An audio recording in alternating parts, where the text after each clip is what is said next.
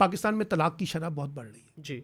और शरह बढ़ने की एक ख़ास जो रिपोर्ट आई है उसमें बताया गया है कि शादी के पहले साल में आपकी डाइवोर्स हो जाती है, सही। पहले 6 महीने में डाइवोर्स हो जाती है।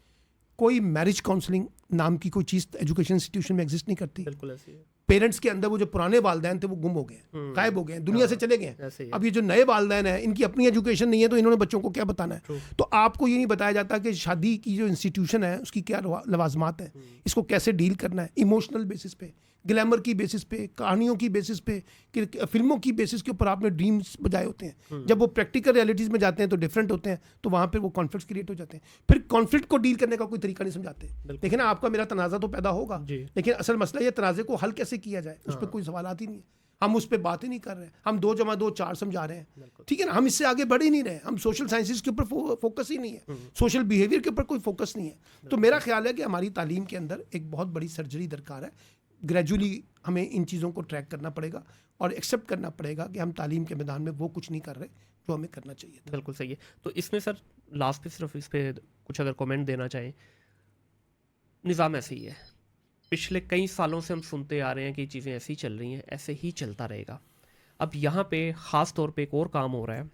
सारा दिन बच्चियाँ जो हैं, ये ख़ास तौर पे उन बच्चियों की बात कर रहा हूँ, ये बच्चों की बात कर रहा हूँ जो हॉस्टलाइड।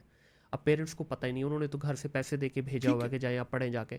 अब बच्चियाँ सारा दिन जो है सोती हैं, हफ्ते में एक आधी क्लास ले ली, बच्चों का भी यही हाल है। सारी सारी रात वो लाइव बैठ के ताल्लुकात बना रही हैं। अब आप मुझे बताएं, एक स्कूल में होती थी टीचर्स पेरेंट्स एसोसिएशन, जी ठीक है। एक ज़माने में मैं टीचर्स को ट्रेनिंग दे रहा था, यूनिवर्सिटीज़ के टीचर्स को, तो मैंने वहाँ पे कहा, तो उन्होंने कहा कि अभी हमारा काम है कि हम जाके पेरेंट्स को बुलाएं, हमें क्या ज़रूरत पड़ी है। आप देखें कि एक क्लास में मैं पढ़ाता हूँ, मेरी क्लास में एक लड़की रेगुलर नहीं आ रही, क्या मुझे उसकी कोई फ़िक्र है? क्या मैंने उसके पेरेंट्स को बुलाया है? अच्छा, मैं कोई महसूस कर रहा हूँ ये लड़की की हरकत या लड़के की हरकत ठीक नहीं है जी। मैं देख रहा हूँ इनकी सोशलाइजेशन ठीक नहीं है, मैं देख रहा हूँ इनकी आंखों में बहुत ज़्यादा, जिसे कहते हैं ना, वो आ रही है, नींद आ रही है कि कहीं इसके नशा तो नहीं करता। मैं उनके पेरेंट्स को बुला के पूछूँ ना। अच्छा, वो कहते हैं अगर हम बुलाएंगे तो पेरेंट्स ना, आप कौन है? हाँ। अच्छा, पेरेंट्स को बताएंगे तो बच्चे नाराज़ हो जाएंगे, वो हमारे खिलाफ कोई लॉबी शुरू कर देंगे। ये जो सारा गैप आया है ना, सारा का सारा, ये जो अभी आप बता रहे हैं, ये इस वजह से आया है कि हमने समझा कि ये सिर्फ स्कूल की हद तक तो ठीक है, कॉलेज और यूनिवर्सिटी में बच्चे इतने मैच्योर हो गए हैं कि अब इनको किसी किस्म की निगरानी की ज़रूरत नहीं है। ना माँ की तरफ से निगरानी है, ना बाप की तरफ से निगरानी है, ना यूनिवर्सिटीज़ की तरफ से निगरानी है, ठीक है ना। जब आपने स्टेट की तरफ से कोई निगरानी नहीं है, तो जब आपने ये सारी निगरानी का निज़ाम ही ख़त्म कर दिया है, तो बच्चों को आपने ऐसा आज़ाद कर दिया है, वो क्लासों में नहीं आते, वो क्लासों में पढ़ते ही नहीं है, वो उसके बड़ा कॉरिडोर में बैठ रहते हैं। कॉरिडोर से निकलते हैं तो किसी कॉफ़ी शॉप में नज़र आ जाते हैं, कॉफ़ी शॉप से निकलते हैं तो किसी रेस्टोरेंट में खाना खाते हुए नज़र आ जाएंगे, वहाँ से निकलेंगे तो विंडो शॉपिंग करने चले जाते हैं। बिल्कुल शाम को पूरे के पूरा टोला बना के विंडो शॉपिंग कर रहा है, लेकिन जिस चीज़ पर तवज्जो देनी है वो उस पर कोई तवज्जो नहीं। सर मैं अपने पर्सनल एग्जांपल शेयर कर देता हूँ। कुछ दिन पहले जो है ना, स्कूल में बच्चों की पेरेंट्स टीचर मीटिंग थी, तो उन्होंने बुला लिया। तो हमें स्कूल से कुछ 1-2 शिकायतें स्कूल से थी, और 1-2 ये जो हमारे बच्चों का ग्रुप बना हुआ था उनसे शिकायतें थी। अब स्कूल वालों की जब जैसे हमने बोला तो उन्होंने सारी एड्रेस की, उन्होंने कहा ठीक है हम इस पर इंश्योर करते हैं कि नेक्स्ट टाइम ऐसा नहीं होगा। तो मैंने वाइफ को बोला कि यार अभी आए ही हुए हैं तो बाकी पेरेंट्स भी आए हुए हैं, तो चलो एक काम करते हैं, हम पेरेंट्स आपस में जो है ना थोड़ी सी डिस्कशन कर लेते हैं। अब हमने 3-4 पॉइंट जो सामने रखे। अब आप यकीन कीजिए, 3 पेरेंट वो थे, चौथे हम थे, उन तीनों ने इस बात को मानने से ही इनकार कर दिया कि बच्चे ऐसे हैं, हालांकि वो क्लियरली विजिबल नज़र आ रहा है हमें। अब वहाँ पे देखें क्या करें। अब हम अपने बच्चे को बोल रहे हैं कि ऐसे नहीं बेटा, ऐसे नहीं, उसकी प्रॉपर काउंसलिंग कर रहे हैं, समझा रहे हैं। ऑन द अदर हैंड जब वो दूसरे बच्चों को देखता है, अब वो छोटे छोटे बच्चे हैं 7th-8th क्लास के, स्कूल में मोबाइल लेके आ रहे हैं।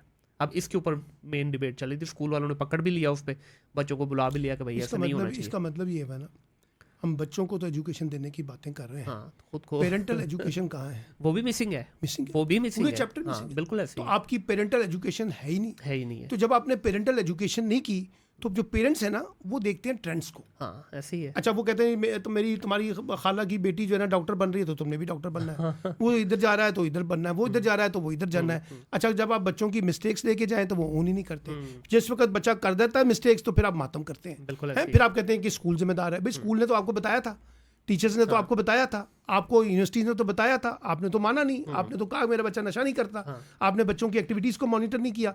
तो इसलिए मैं कह रहा हूँ कि भाई हमारे जो पेरेंट्स हैं इनकी पेरेंटल एजुकेशन के भी सिस्टम होने चाहिए। बिल्कुल ये हर तालीमी इदारों के अंदर पेरेंटल एजुकेशन सिस्टम हो, जहाँ वो बच्चों को उनको बुला के 2 महीने 3 महीने बाद बताएं। कैरियर काउंसलिंग की बातें की जा रही हैं, तो कैरियर काउंसलिंग के मुकाबले में मैं कैरियर काउंसलिंग का हामी नहीं हूँ, मैं आपको बताऊँ। ठीक है। कैरियर काउंसलिंग फ्रॉड है।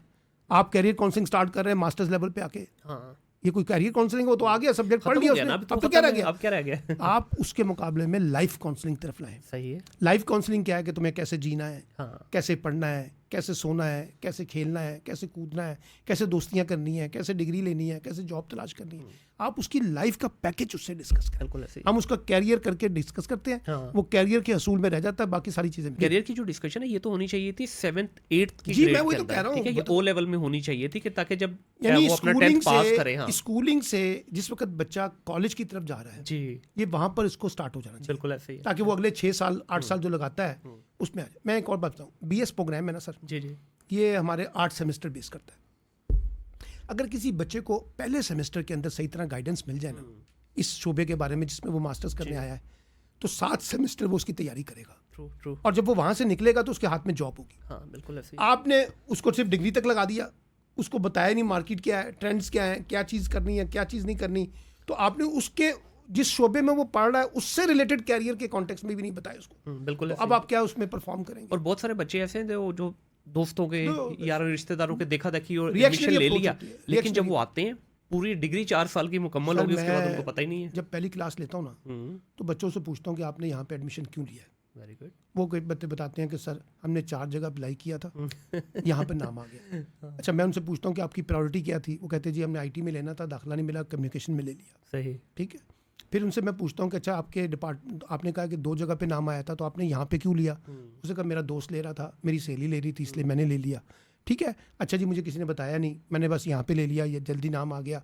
यानी हम मास्टर्स लेवल का जो सिलेक्शन है वो भी एक्सीडेंटल करते हैं। एक्सीडेंटल है। तो जब वो एक्सीडेंटल है तो उसके अंदर से हादसा ही होगा। बिल्कुल ऐसे ही। जब कोई प्लान नहीं है ना माँ बाप का, ना बच्चों का, ना तालीमी इदारों का, तो उसके अंदर से फिर एक्सीडेंटल बच्चा ही पैदा हो रहा है।